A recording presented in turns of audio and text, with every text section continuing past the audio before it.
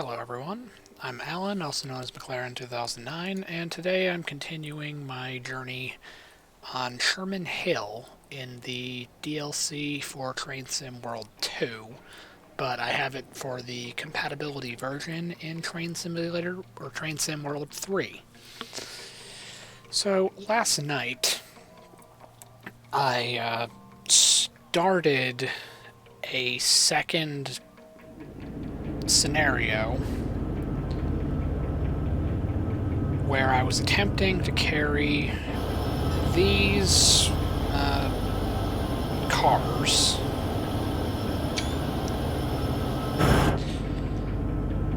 But I had like something to the effect of like 50 miles to go. Basically, you're going the entire length of the Sherman Hill DLC. So, I got to this point, which I estimate is somewhere around like 30 miles from the final destination. And I just kind of stopped it there. But I'm gonna finish it up real quick. Well, probably not real quick, but wishful thinking. Let's go with that.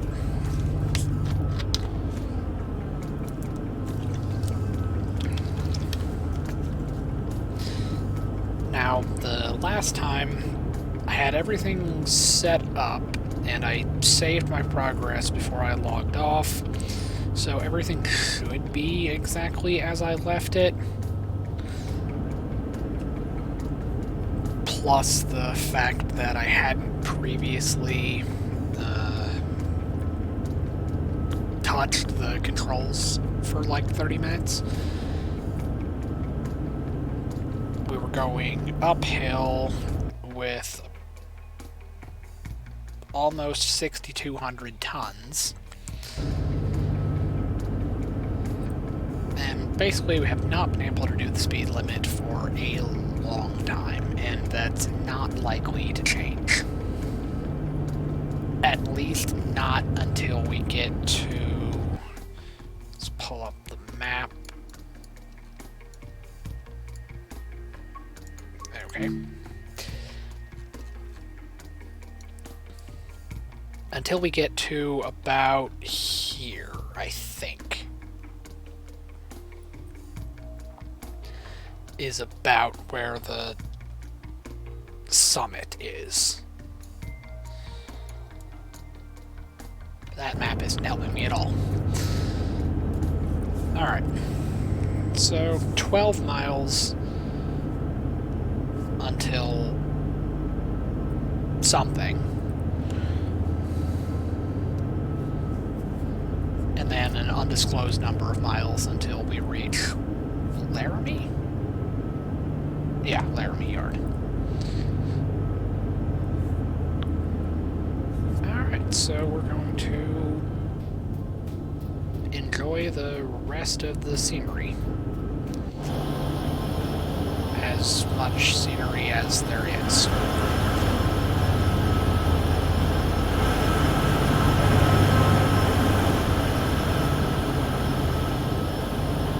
And as per custom, I will continue ranting and complaining about the fact that I don't have a conductor. I turned on the lights, but I don't think it matters. All that fun stuff.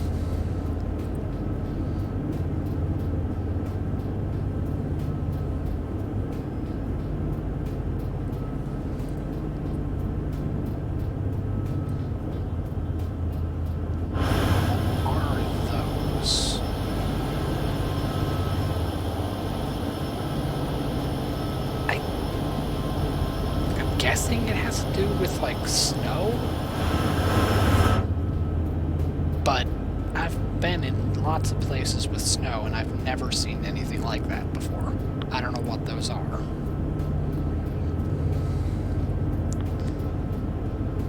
It's almost like the snake fence you see in like old historical areas, but it's not, because those still serve as a fence.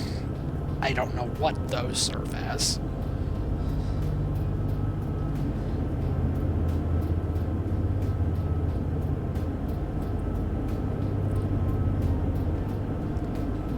I've literally been around the world. I don't have the slightest idea what those are or what they're used for.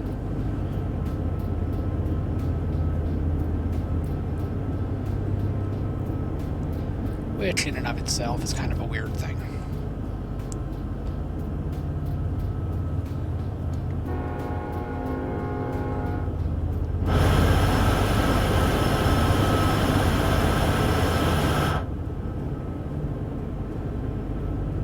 And we're currently in notch 8, but we're not getting any faster. Mostly because we're kind of heavy.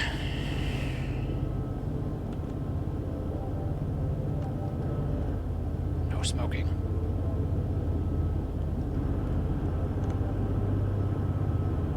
don't know what that is.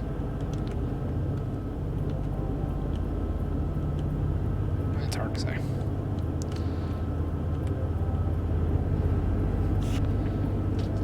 I guess we are speeding up a little bit. Not by much, though. Going like 31, now we're going 33. Which is somewhat impressive, being on a less than 1% grade with 6,000 tons.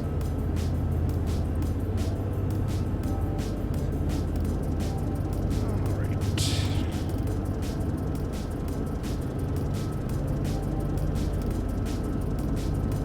Let's assume... Let's put it on fan.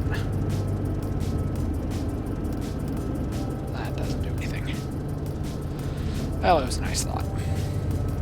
Really?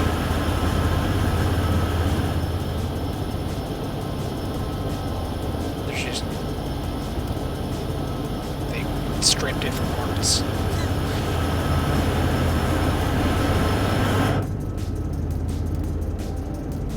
I mean, I know out here on, like, the main, the switches are controlled remotely. But this track literally does nothing. Nor does that track.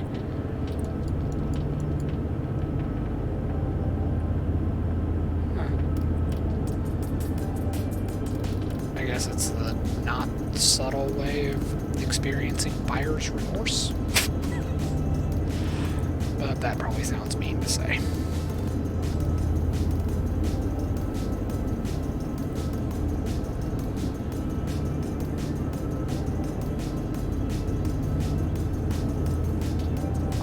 Does raise the question of, if I'm not particularly happy with this specific route, then why do I keep playing it?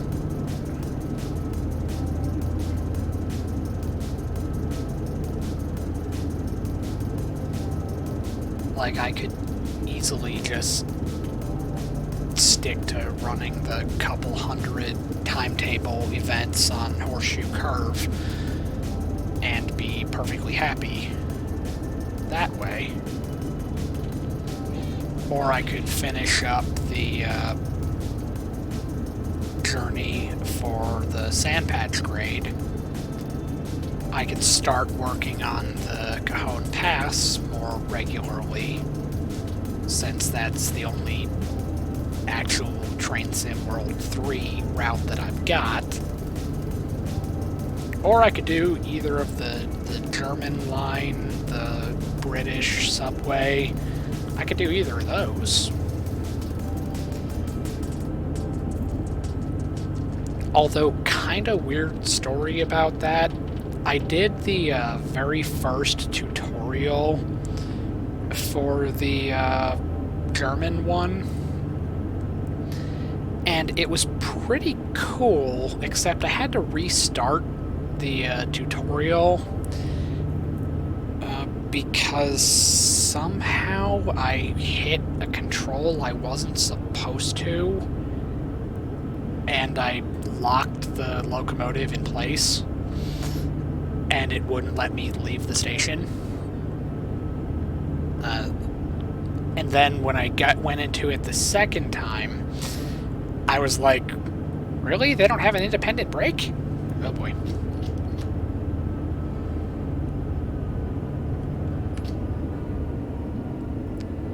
So that struck me as a little bit odd.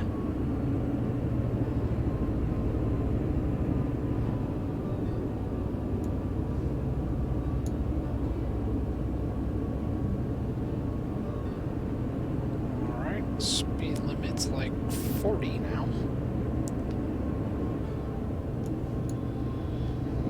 It's weird because I thought I would have noticed the speed limit change, but the moral of the story is make sure you pay attention. And also look at this. This part tells you the speed limits, and it might actually also address my concern that the heads-up display speed limit shows you the speed limit for the track you're currently on, but it doesn't show you the track you're going to be on. So you could have these random times come up where it's like, okay, we're in a 40-mile-an-hour zone, and then it'll just abruptly, at like the blink of an eye, switch you to a 15-mile-an-hour zone, and now all of a sudden you're doing 3 times the speed limit, and the game's screaming at you, telling you you're about to derail. And then you're like, well, you give me the things on the side telling me that the next speed limit's in 1.8 miles, but then that's true for this track, but not the next track. So you're just like, what am I supposed to do with this information? Why are we here? Cool, I've gone 100 miles in an SD70. Well, that's something, I guess.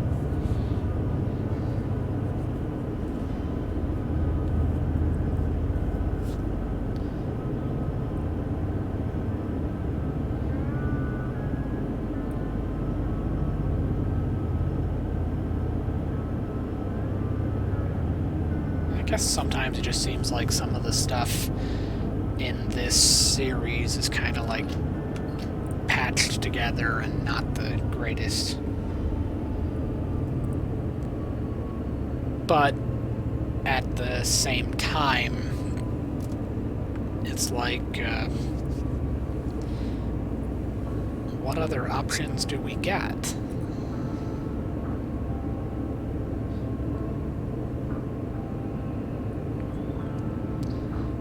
Like, I play this and Derail Valley. Then I went through a period of time where I was obsessively building trains and train cars in a game called Stormworks. Which, funny story about that, I built an absurd amount of locomotives and cars, some of which serve no purpose in the game whatsoever. They're just there because they look cool, or at least I think they look cool. And the railroad tracks in the game are the least practical, most useless thing in the game. Like, you have to spawn each individual vehicle at the workbench.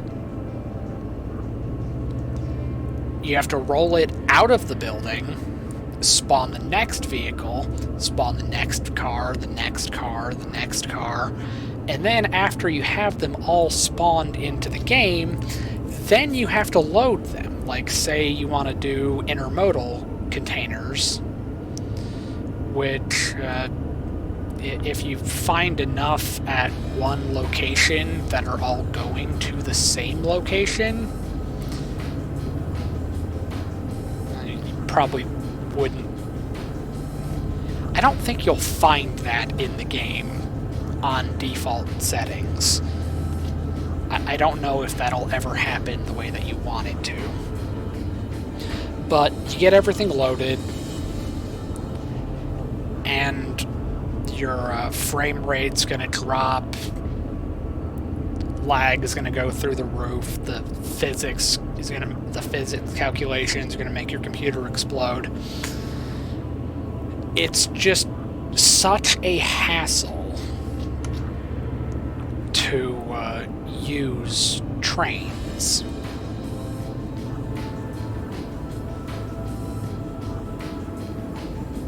Yet I started building them because I like trains this year.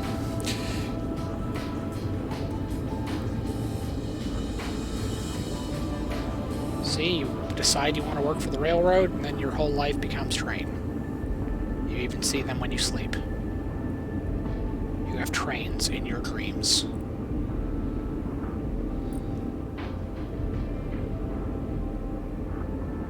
Alright, now we crested the hill, and we're going downhill.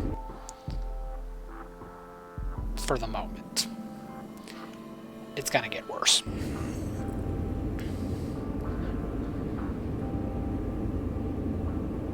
But this is just another shining example of why a real engineer would already know the terrain they're operating on.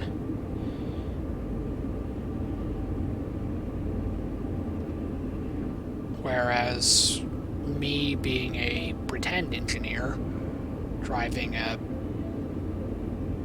digital train, not even being operated legally, I have no freaking clue. I got this route because I heard it got updated, and so I jumped in here thinking, alright, this ought to be cool.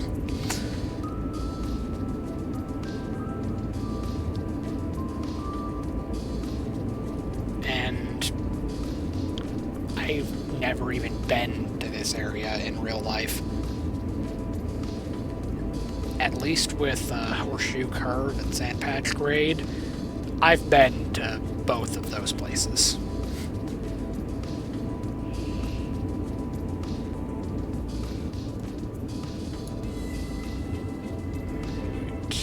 That should be enough to slow us down. Or not. It like slowed down for a second and then it just like jumped up.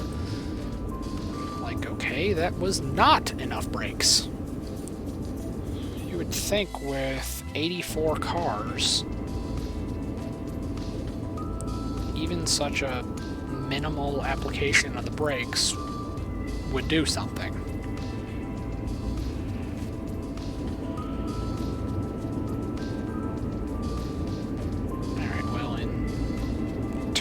We're going down to 40. And then the real question is,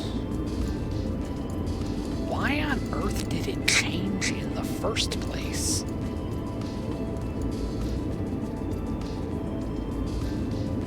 It's not like we went through a siding. Like there's a track that does nothing. I don't know why the speed limit went down.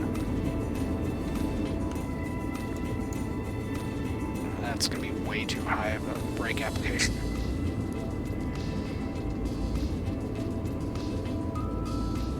But that's also part of why you control the equalizing reservoir and not the brake cylinder.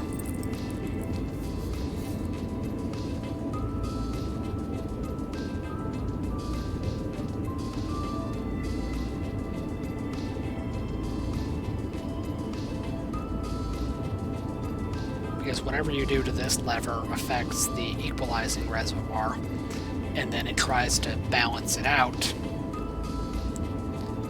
in the brake pipe and get the pressure down to that level. And it also starts applying a proportional amount of brakes to the locomotive and all succeeding cars. If the automatic brake is applied, the independent only applies to this locomotive and any other locomotive being controlled by it. So that's either with the cables at the back or distributed power controlling the rearmost locomotive remotely.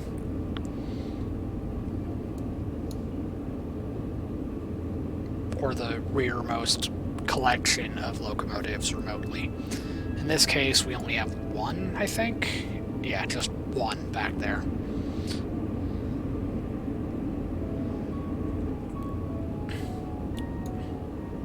But since I didn't even go back there to verify that it was set up properly, with the little faith I have with this game's scenarios, it's probably not even on right now.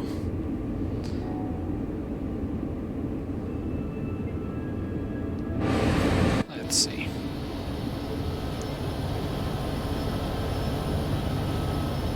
Well, I mean, you can hear it, but you don't see any exhaust.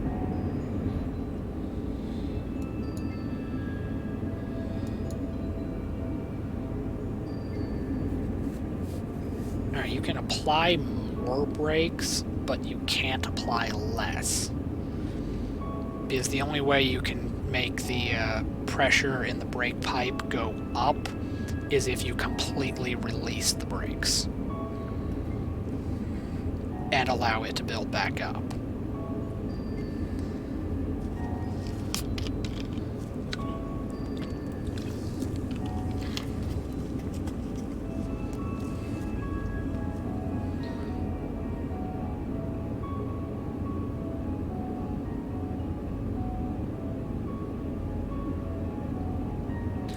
Alright, let's release the brake because we're going uphill, at least for the moment.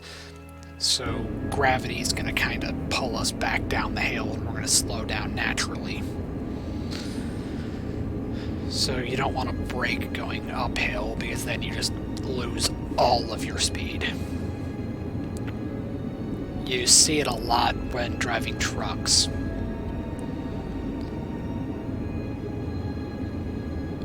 But also driving trucks, we're carrying significantly less weight, but going up steeper hills.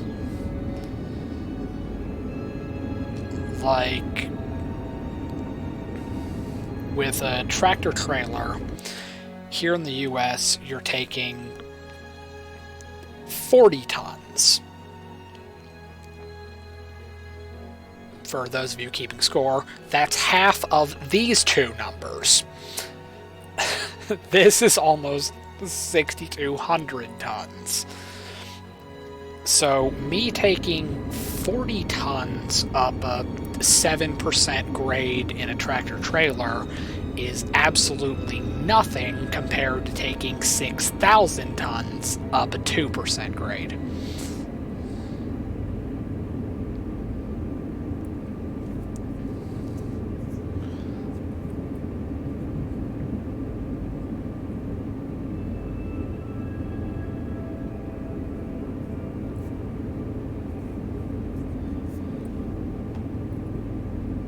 So 2.7 miles until the Via location.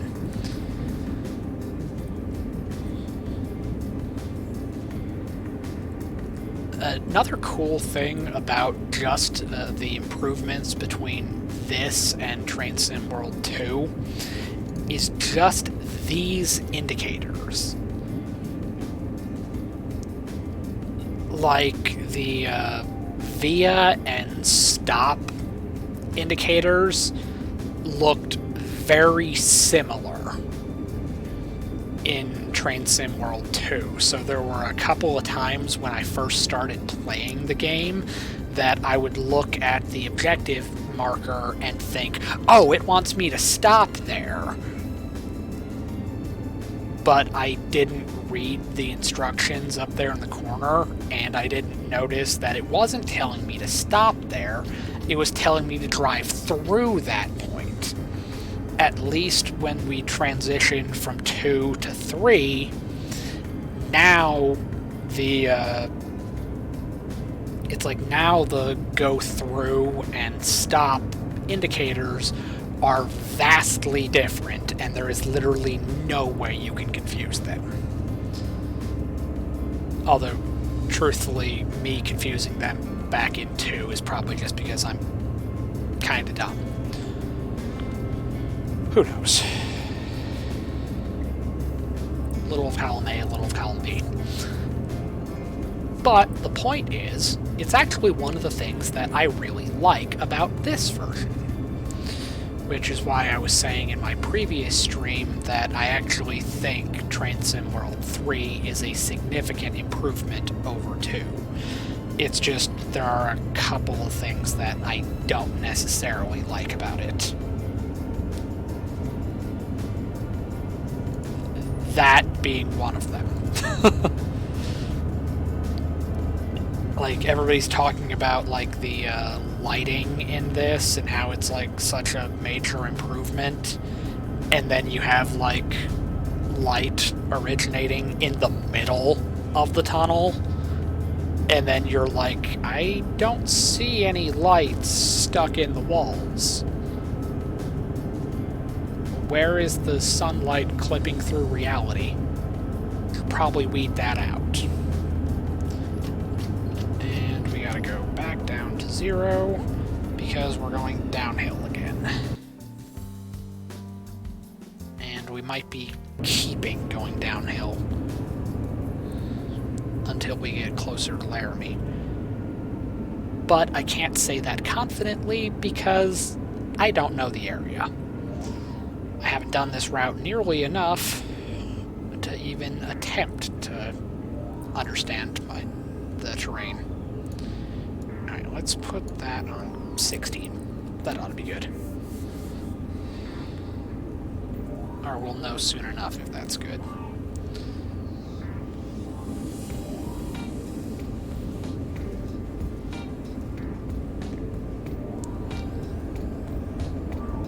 Although, truthfully, you look over here, the train's like 1.5 miles long, so not all of it has crested the hill, so some of it is still going uphill.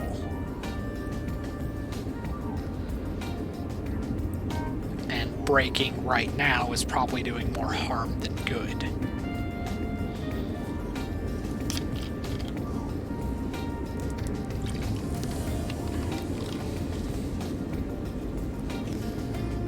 But what we do know is that we are at least going downhill approximately 1%. So we're going to start speeding up, and it can really quickly go to uncomfortably fast, even on this small of a grade.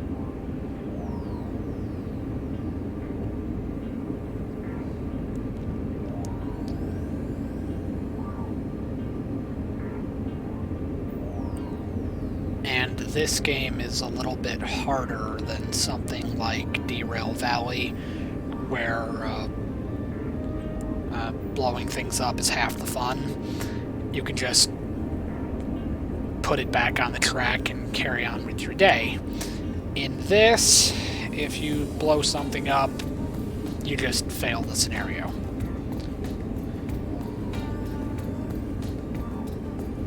This game is supposed to simulate how you would actually work on the railroad. Yet I play Derail Valley as if it were Train Sim World. I do everything slowly, carefully, methodically. Haven't derailed or broken anything since the overhauled update came out.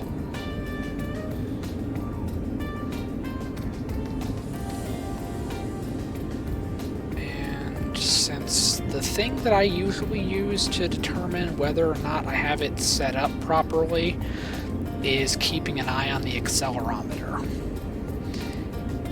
if it's not going up or just kind of like staying in place, I think I have a good setting on the automatic brake. And that seems to be holding for my current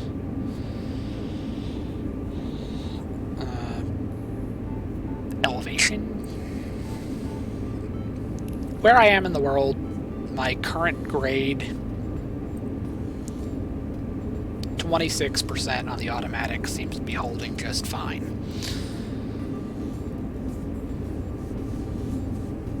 Normally, I would prefer to use the dynamic brake instead, but supposedly the dynamic brake isn't supposed to work very well above, say, 35. And then, if my speed starts getting a little bit too high, and I apply the automatic brake, that disables the dynamic brake, and I have to wait until the brake pipe is back at working pressure before I can use the dynamic brake again.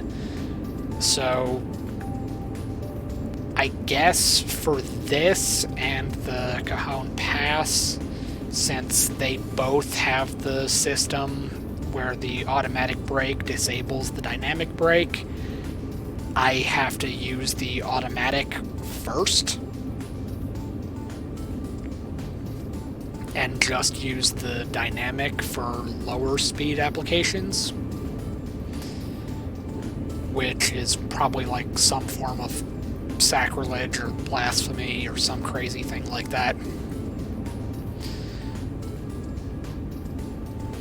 But with how this safety feature works in the game, I can't easily use that.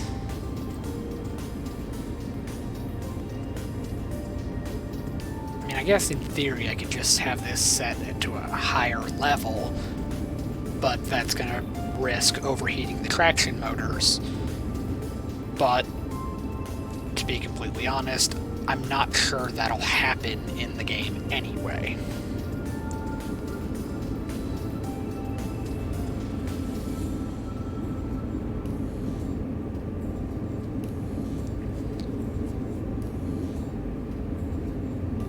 Couldn't even do the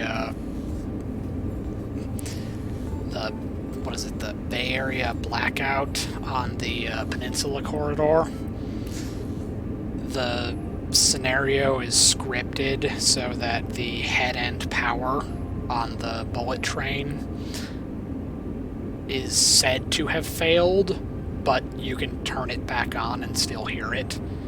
But the game insists that it's broken and has to go back to the shop. So the other half of the scenario is just getting the train back to the shop, even though the system works fine and you can audibly hear it working. But it's one of those things that it's a button you can click, but it doesn't do anything in the game. It does something in real life, but not in the game. So in the past, I made the comparison to the Microsoft Flight Simulator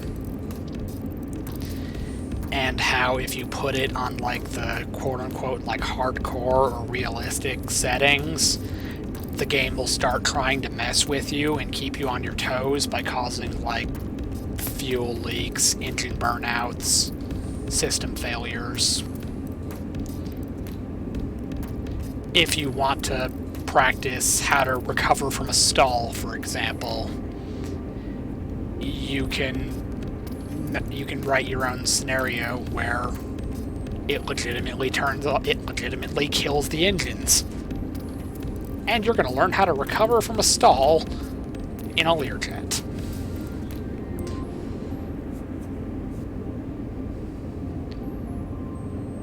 Knowing how to do it will save your life,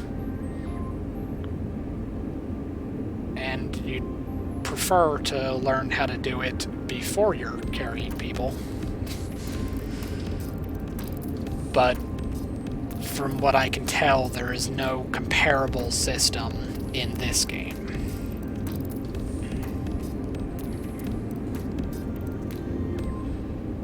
Like, you can't have air hoses rip, couplers fail, traction motors blow out, the engine can blow.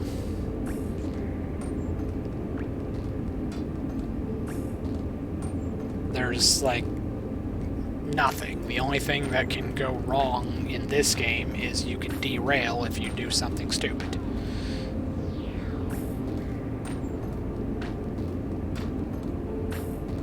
Oh, and you can bump into the AI when they do something completely unexpected.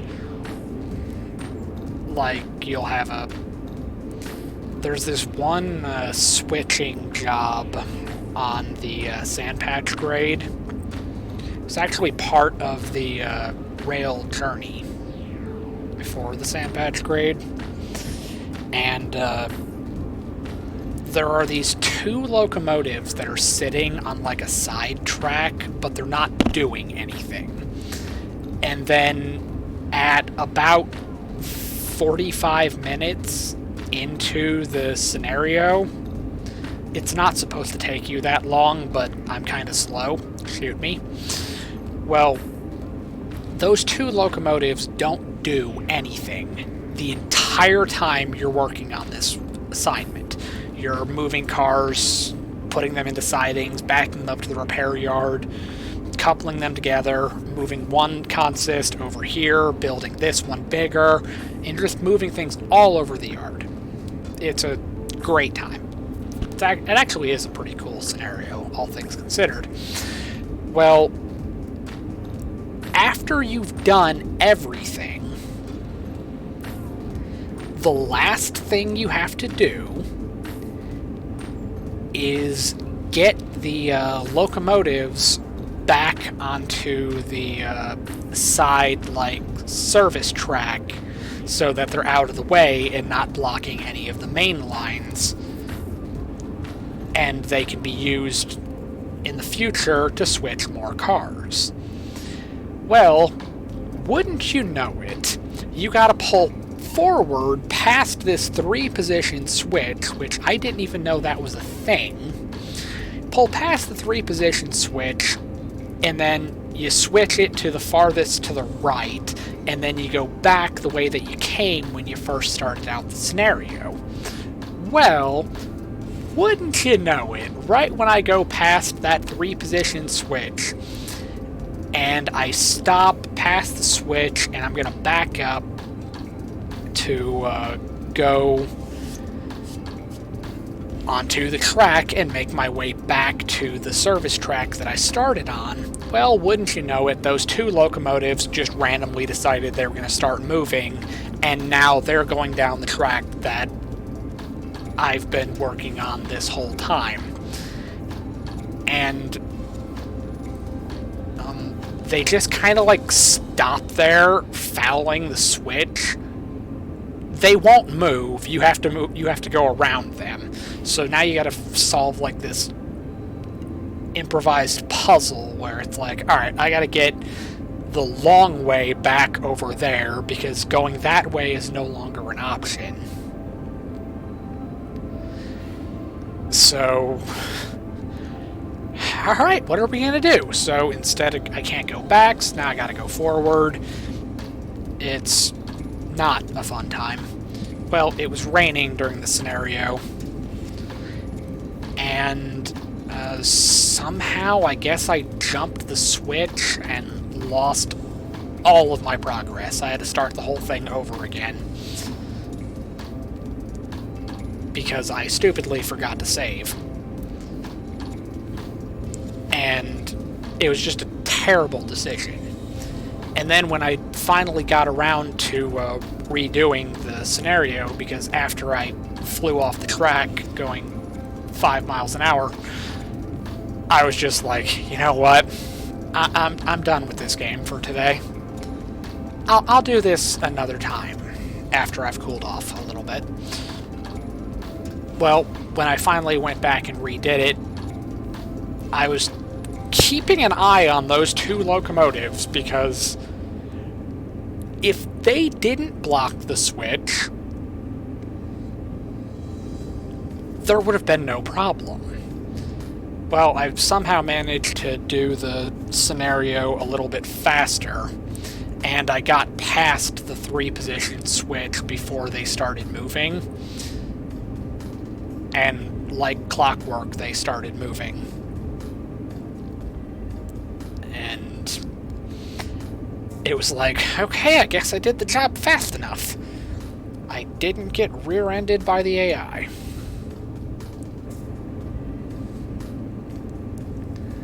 It's just little stuff like that that just gets annoying.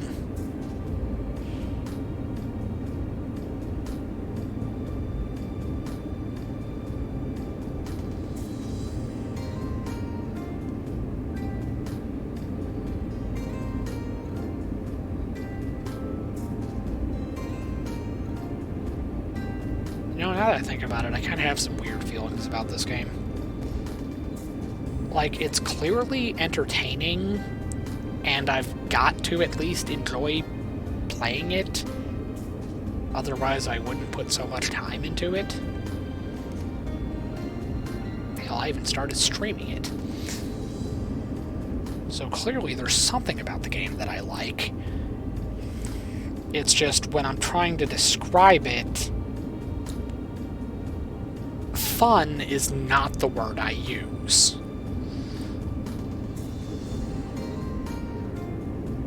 I can say that it's, like, relaxing with an asterisk. It has some parts that are stressful.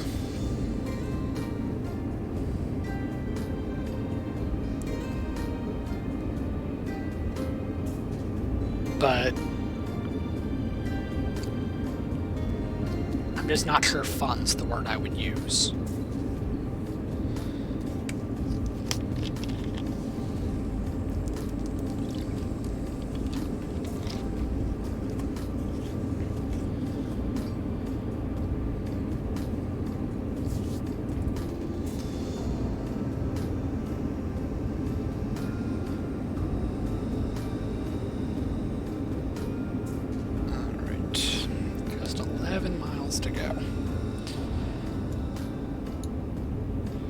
And it just so happens to turn out that I was almost spot on with that distance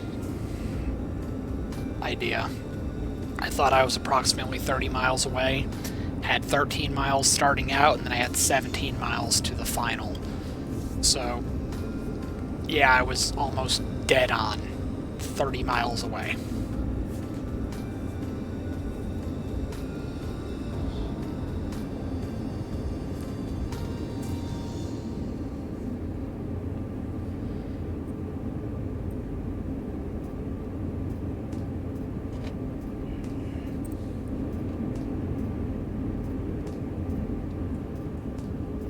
Well, at least the light does something in the tunnel.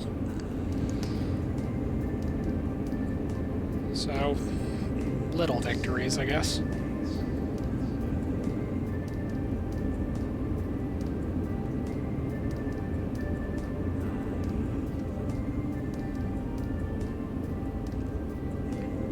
Does this have a... Oh no, you can't talk in this one.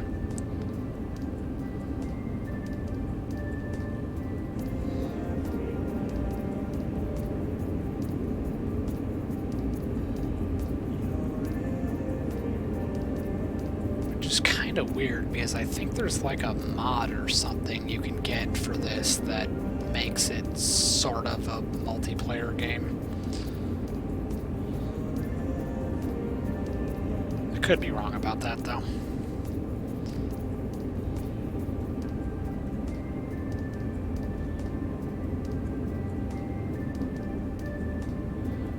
But it most definitely is a thing that on the radio in some of the locomotives, the push-to-talk button will actually allow you to talk to something.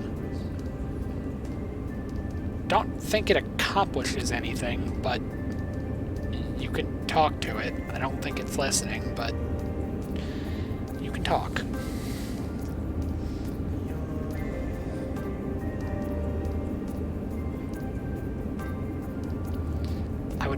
imagine there's like a voice prompt or something. Probably in like a mod or something. Where you can contact the signal or dispatch. Okay, so when I was talking about this earlier, when I was playing Derail Valley, I misinterpreted what this is. It's saying apply sand to the lead truck. So, those wheels. I thought the difference was between the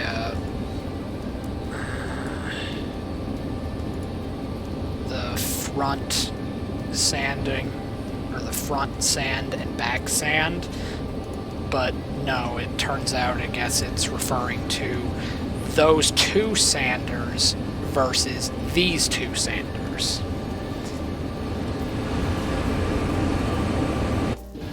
I should not do that. I have one of those fancy, like, MMO mouse things that has, like, 20 different buttons on it. And I have it mapped to the number key, so I can just quickly flip between inventory slots, or in this game, camera views. And if I press 2 again, it'll jump to the very back of the train when I wanted to press 1 and go back into the cab in first person.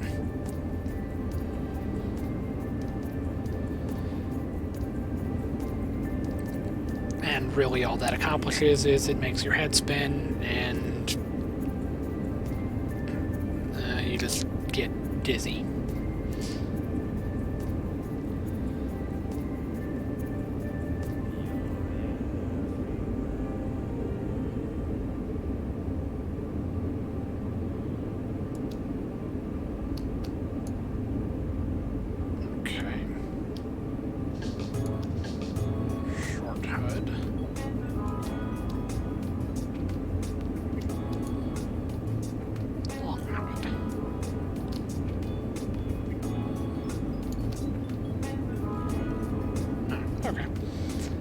So at least that does something. Don't know what that does. With my luck, it probably doesn't do anything at all.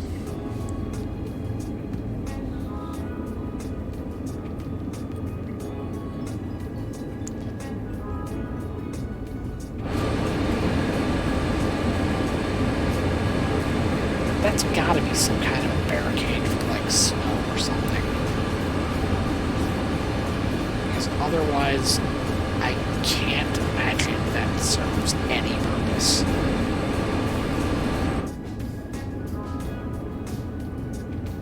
I've been in lots of cold places, but not Wyoming.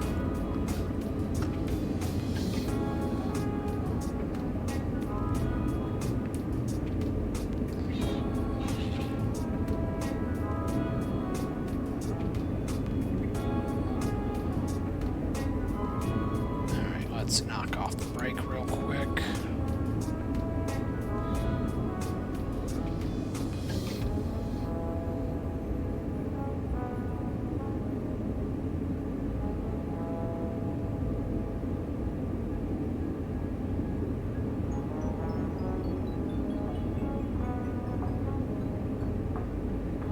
Alright, we're still going downhill.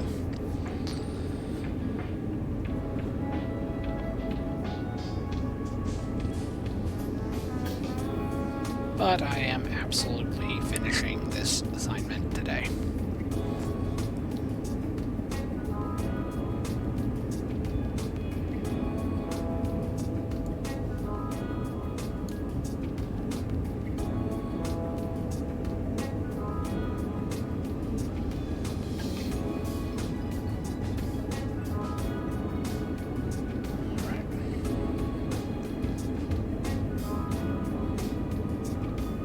Slowing down, so that's good.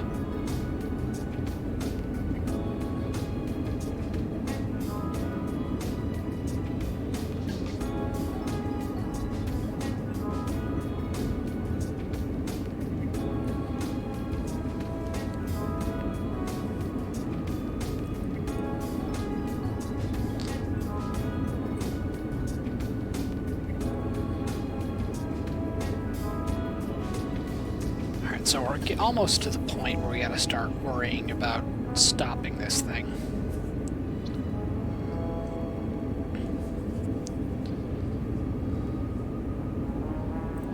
Down to single-digit miles.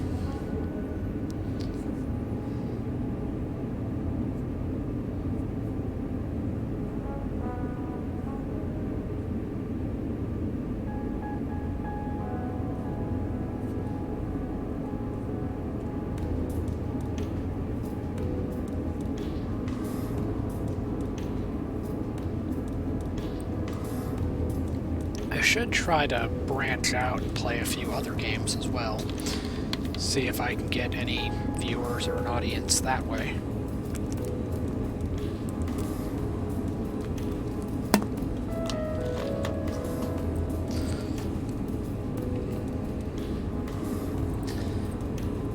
I generally like simulators of all kinds. Still got my wheel set up to play American Truck Simulator.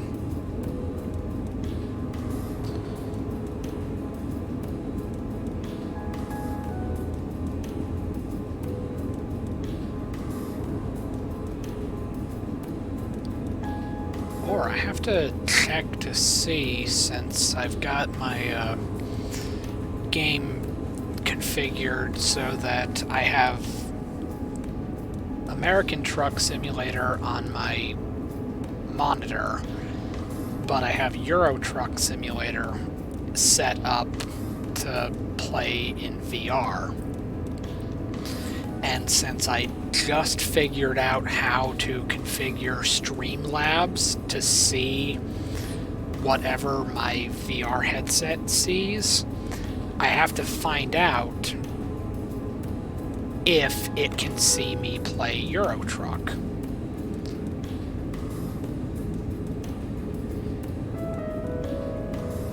Because there's a crazy workaround I have to go through to use my video recording program to record Euro Truck in VR, but I have yet to test if it can be done through Streamlabs. It may be harder to record a video, but there's a slim chance that I might be able to stream it.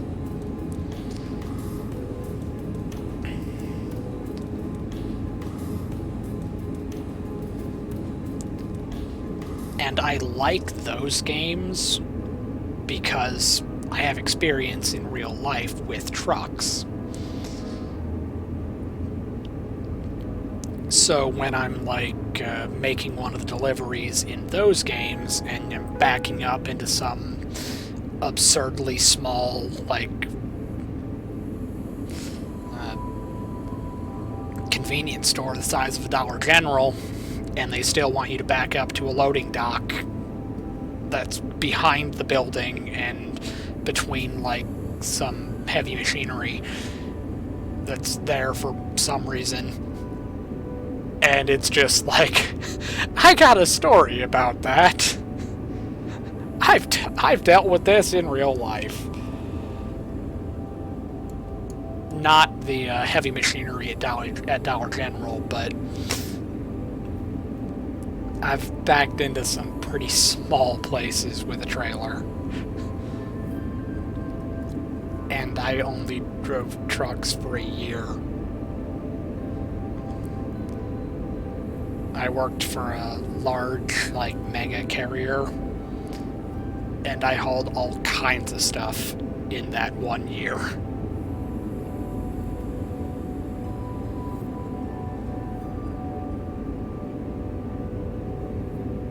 Some places are kind of crazy and hard to get into.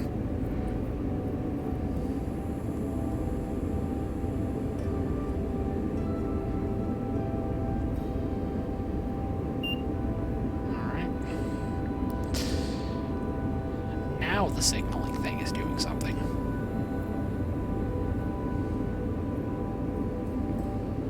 Still don't know what it's doing, but it's doing something. It has a light that I don't know what it means, but we're just gonna roll with it and hope for the best.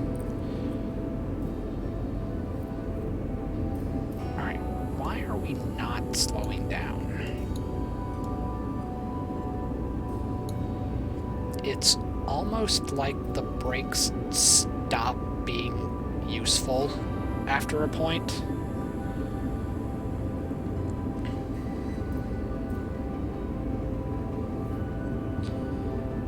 Which actually would make a lot of sense, because they're just normal brake shoes.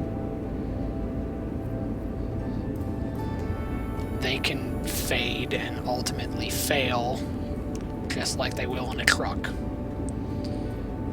Which is why, in a truck going downhill, your first priority is to use the engine retarder or jake brake. And why in these, your first choice is supposed to be to use the dynamic brake. Because if you overheat the brake shoes, they liquefy and you don't have brakes anymore.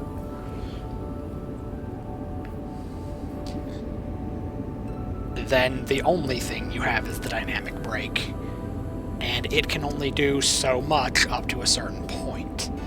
So you have to use this heavily and not use this.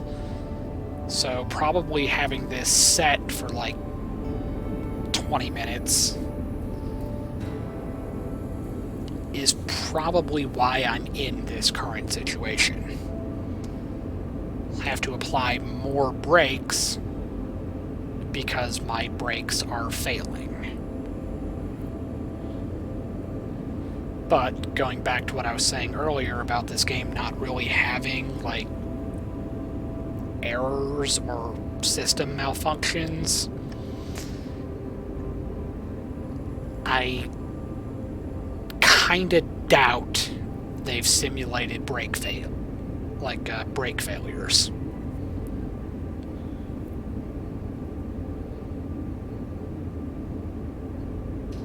But who knows?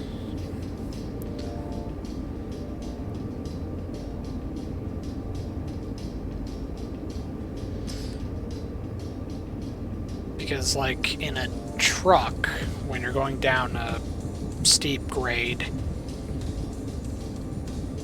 and in addition to using the jake brake, you also use what we call controlled braking. So you step on the service brake pedal, you give it like a firm press until you feel the truck and trailer start to slow down, then release the brake, or slow down to your safe speed, release the pedal, speed up to the higher safe speed, firm pressure on the brake again, and you repeat this process until you come to a stop.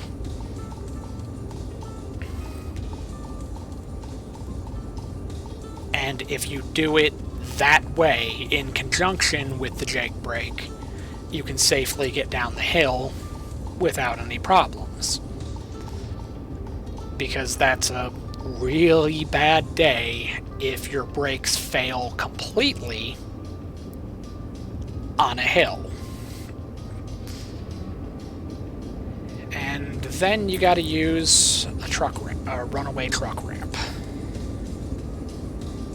I was lucky and never had to use one.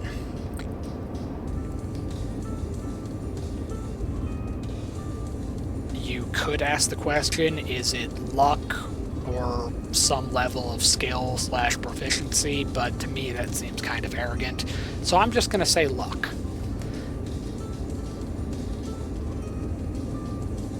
Because there are still ways that even if you do everything right, you can still have a catastrophic failure. So there's still a level of luck and random chance.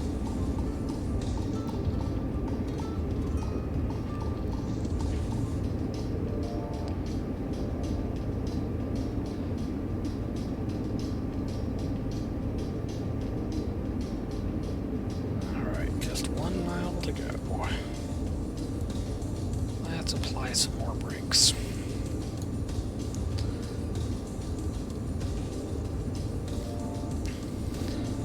already committed to 29%, so we're sticking with 29%. For a moment, I thought that might be too high, but then I realized that if it is too high, the only way I can reduce it is releasing it entirely, and then we'll have no brakes applied. So it's best to just ride it out and deal with the mistakes of my actions.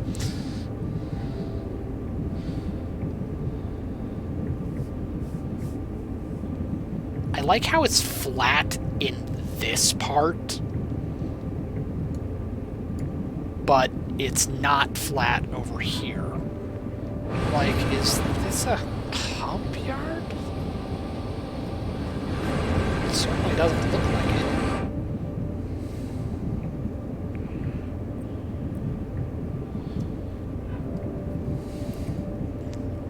I mean, if it is, the grade's not noticeable.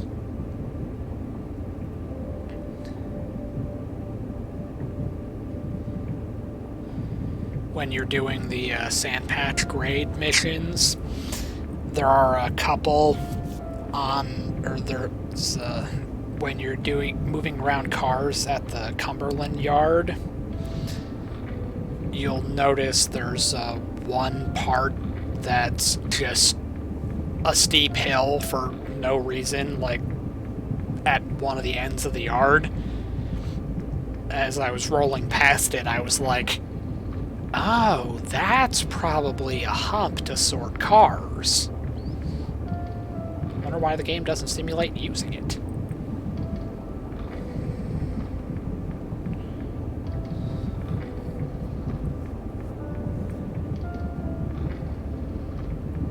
Because they have like this overpass bridge that goes up to this hill and then just drops down.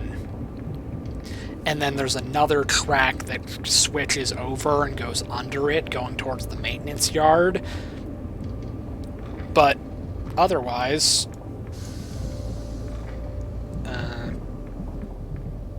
yeah, let's just... Fantastic.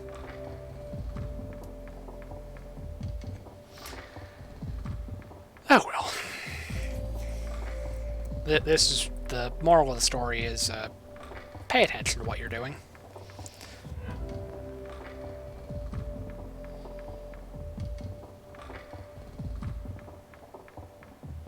The real question is, do I really want to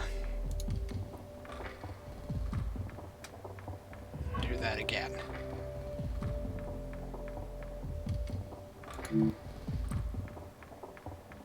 Oh boy.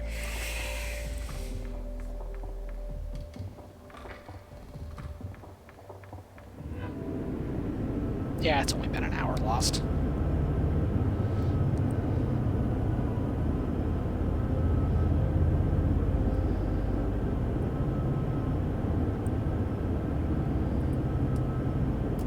Alright, I'll just do like I did last night. I'll give it another 30 minutes, and then I'll save my progress and pick this up another day.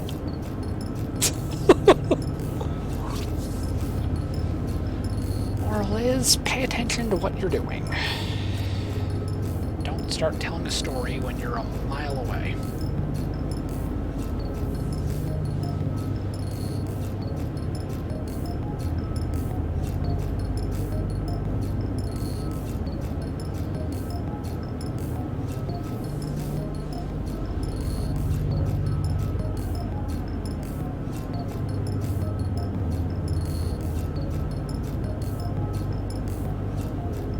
Yeah, never a dull moment. Alright, let's click on this.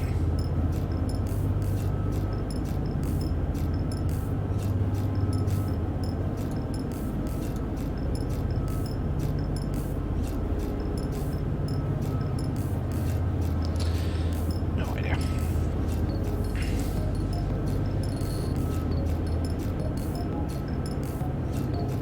Alright, so yeah, it's 30 miles away,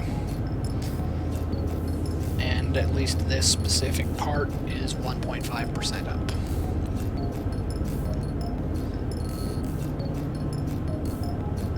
And then once we get to the summit, it's not like one specific hill, it's like a hill, a valley, a hill. Does that like 2 or 3 times, something like that.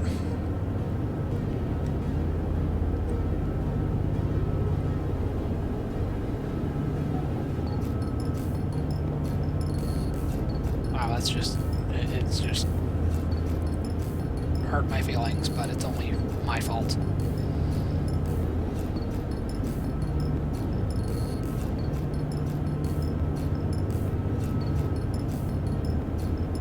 So just don't do that.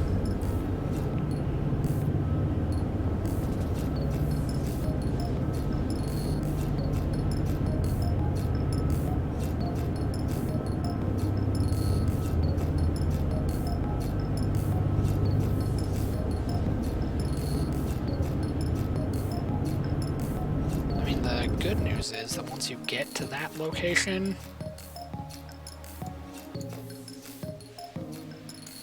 you're kind of set, sort of.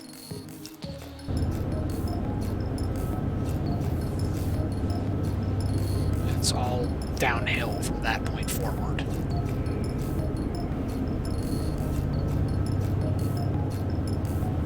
But it's still downhill 17 miles. So do with that what you will.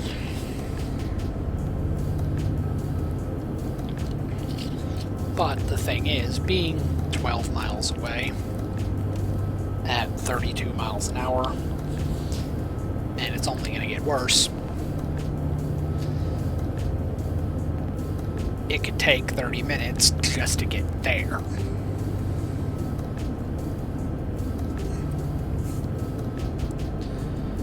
Which is exactly why I'm an hour in.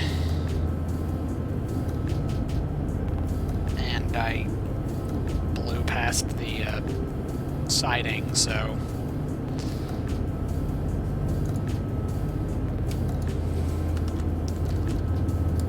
Hello. What the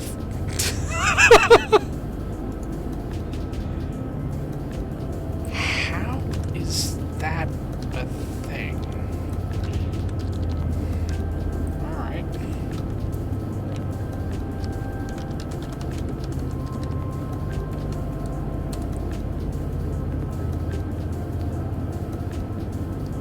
I am not logged into my own chat.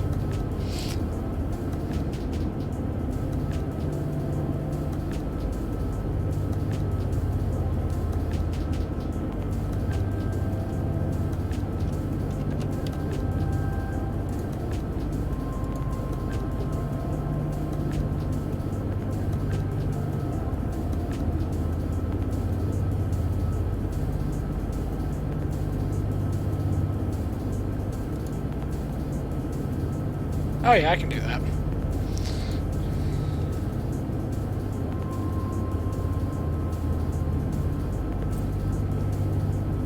No, not that. Cancel that. Go back to this. Okay. Yeah. Alright, so basically I've got 84 cars of... well, cars. Automobile transports. 4 locomotives, 3 up front, 1 in the back.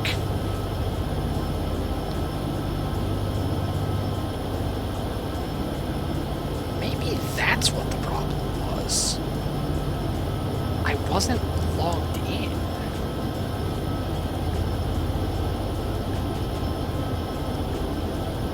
It let me stream on Twitch, but it didn't. Okay. I am learning all kinds of new things today.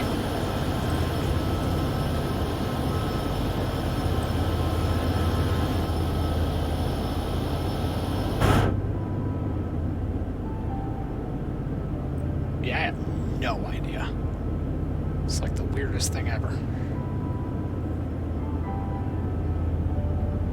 clearly I gotta have the chat box open on the Twitch stream manager, because the one on Streamlabs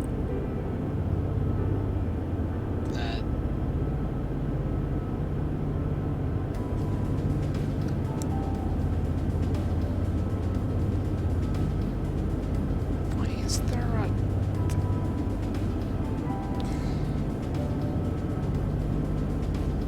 Okay, now it's really, really weird. Like, I saw it on the screen, but it's not on the feed. But yes, an SD70.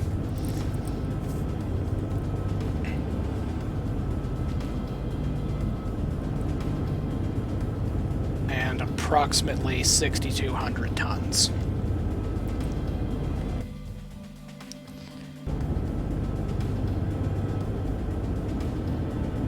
This is actually the second attempt at finishing this route today, because I got caught up in talking about something and blew through a red signal when I had like 1 mile to the final destination. And because I didn't save my progress, I failed and had to go back to where I started the stream at. Live and learn.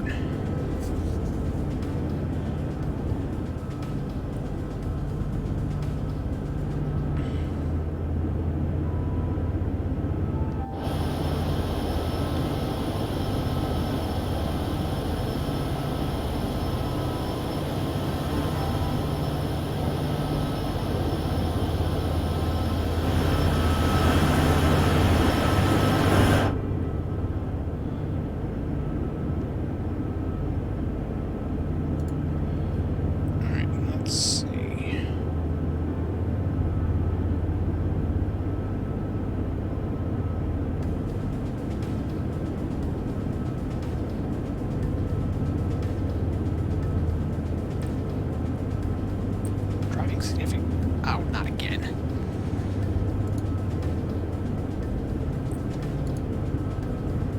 Yeah, I absolutely can do that. It's not particularly loud. It's kind of muffled so far.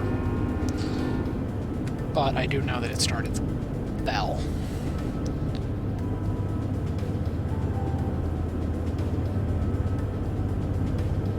Alright, you know what? I'm not even going to bother with it. I'm just going to plow through it 4 miles over the speed limit. They'll never take me alive.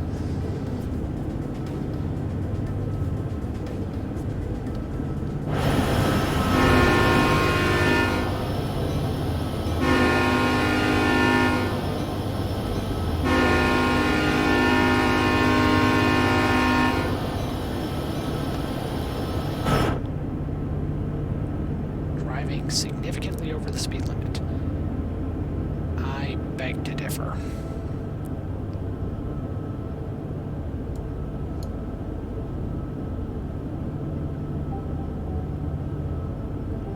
Going uphill. This should not be a problem. Yet here we are.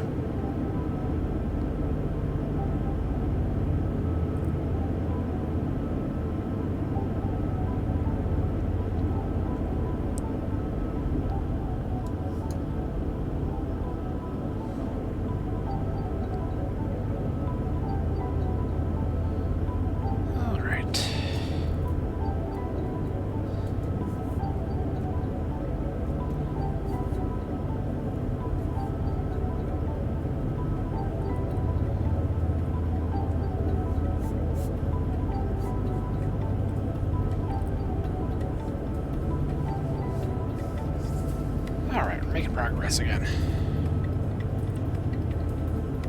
So yeah, I've been doing this for an hour and 15 minutes. And basically the whole time I've just been sitting here, not really doing a whole lot, and just ranting and complaining about random things I do and don't like about the game, while also comparing it to other things and talking about other completely unrelated experiences. Basically, I'm just all over the place, so sorry if you get a little bit lost or confused as to what I'm talking about, because at some points, I don't even know what I'm talking about anymore.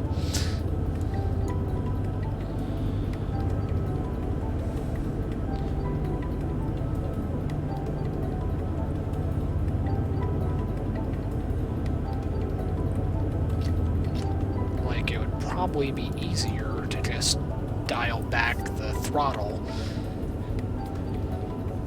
instead of trying to break through it, but it happens.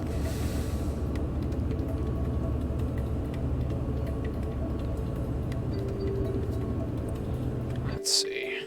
Okay, we're cresting the hill, that's why.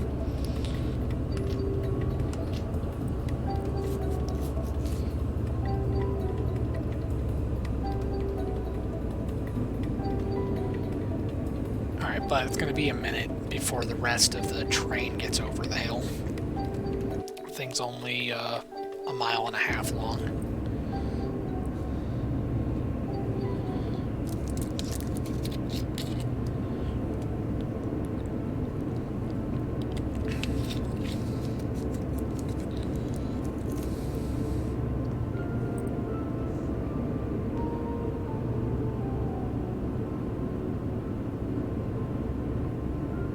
So yeah, I started obsessively playing this game all the time when I started applying to work for the railroad in real life.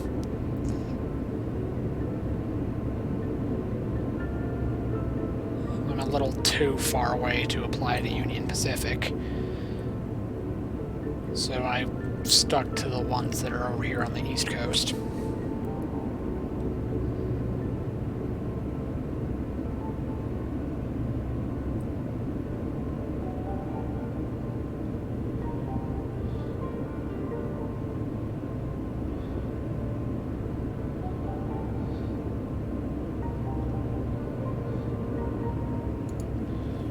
So does this do anything? Now that I'm actually logged in?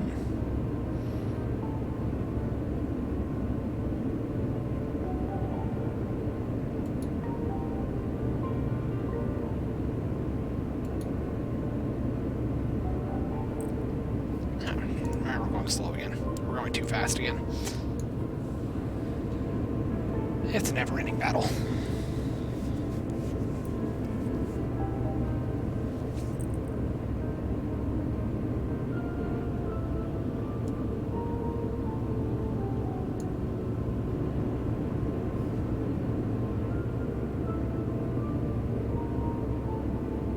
I like how the accelerometer is just going nuts, and it's just doing whatever.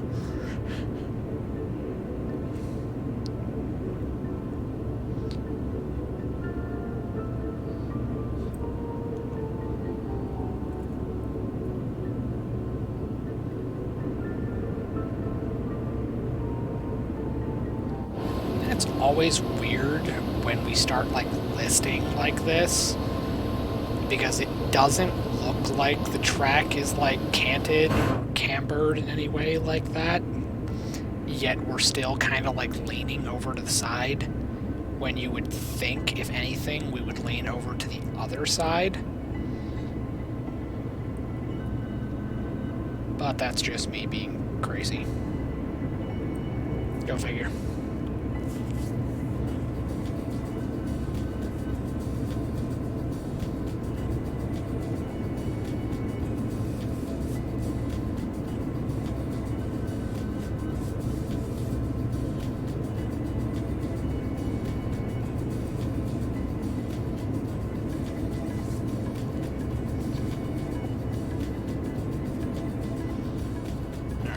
Let's just kill the throttle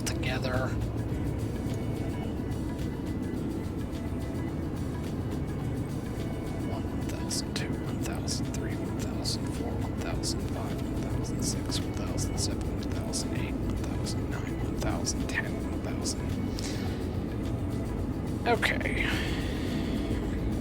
Past this point, I can use the dynamic brake like I'm supposed to.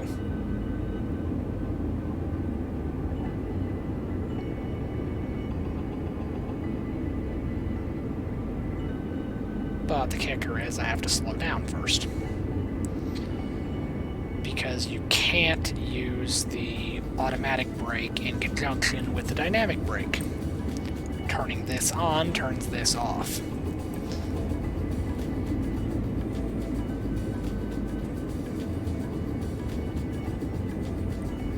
So I gotta do a better job of braking or it causes problems.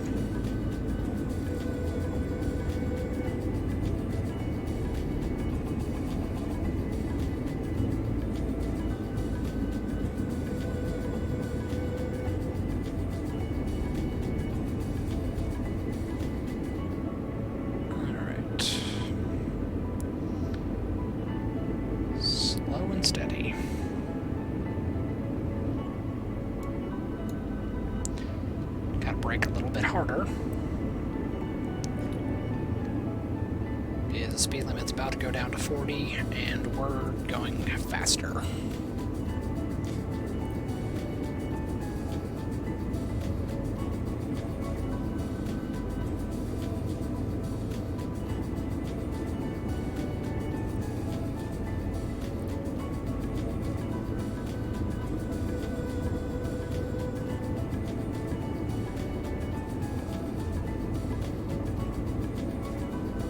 Let's see, how's the map looking?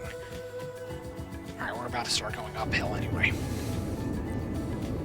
And then we're not going to use the dynamic brake because we're going uphill.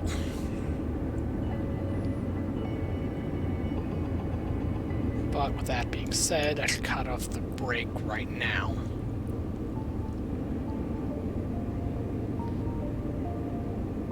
So don't have any problems that way.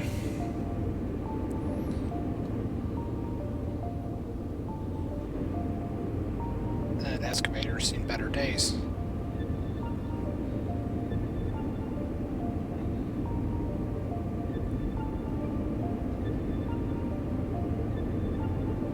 Alright, now, in theory, going uphill, I should start slowing down.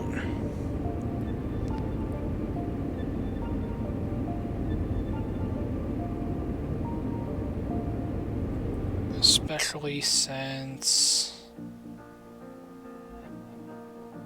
Alright, there to there is a mile, so there to there is how long my train is.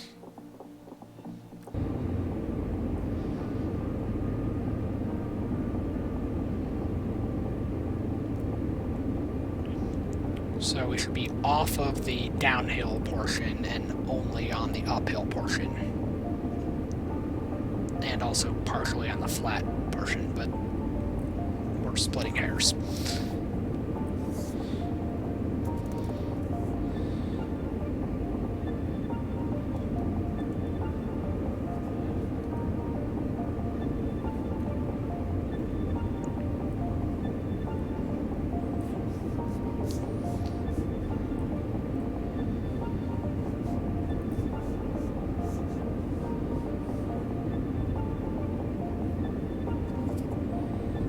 Sorry if my commentary doesn't get very exciting. I kind of frustrated myself a little bit by blowing through the signal on my last attempt. Especially since I was right there at the end. And I would have finished out the scenario and been able to end the stream on a high note. But instead I blew through the signal. And now I'll have to finish it another day. Yeah, stuff like that gets frustrating, but I have no one to blame for it but myself.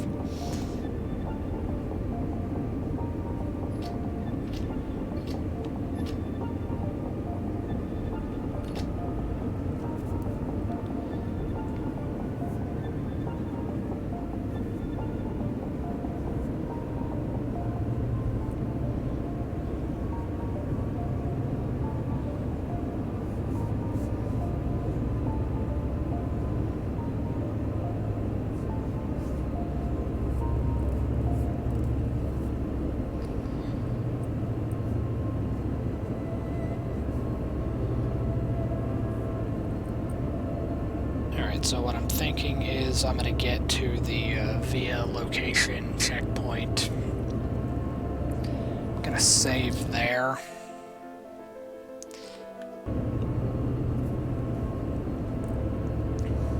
And probably call it a day from there.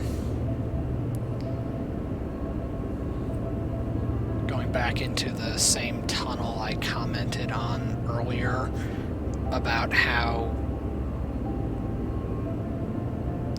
well, first of all, it's like a Wile E. Coyote and Roadrunner looking tunnel that had like a mirror reflection. And then you'll notice this weird like light in the middle, even though there's no light source, so it's kind of just like clipping through the tunnel.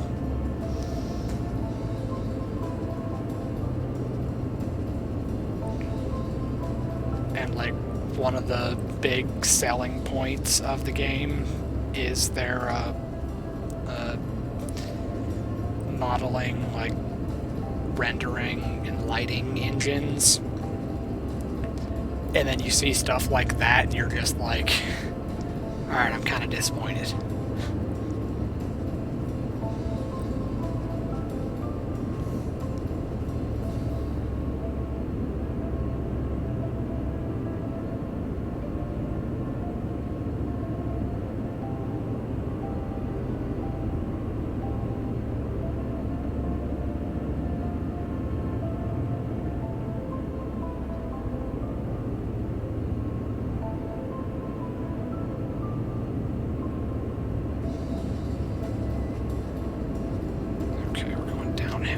So let's kill the throttle.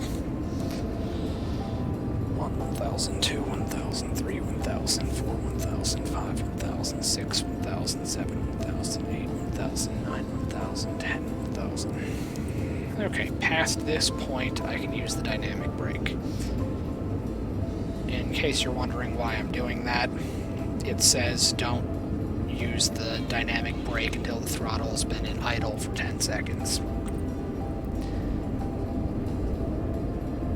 I would assume it also means that in the other way, so don't use the throttle until the dynamic brake has been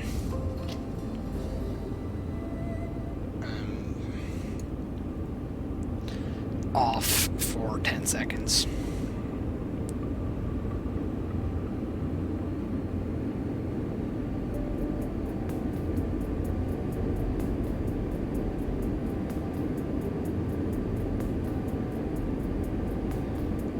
The accelerometer is going nuts. It's not sure if we're speeding up or slowing down.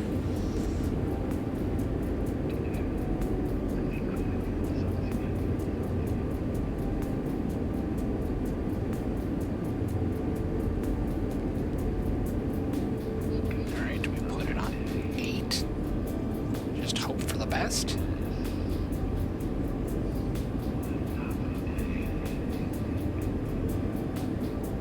Like, it shouldn't even work at these speeds.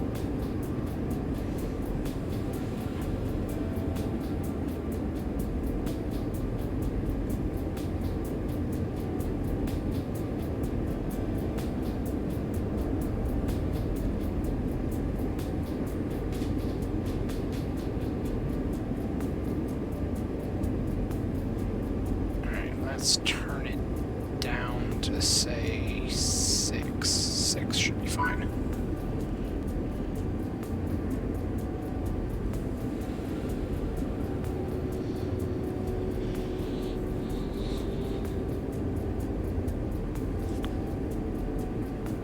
All right. Let's save our progress so I don't get frustrated even more. And that's probably as good of a location as any to stop for the day. It's probably enough playing with trains for a little while. Thank you all for watching, and also thank you for actually commenting and interacting. Just starting out with streaming, you don't get that too often. So, thank you all for watching, and have a nice day.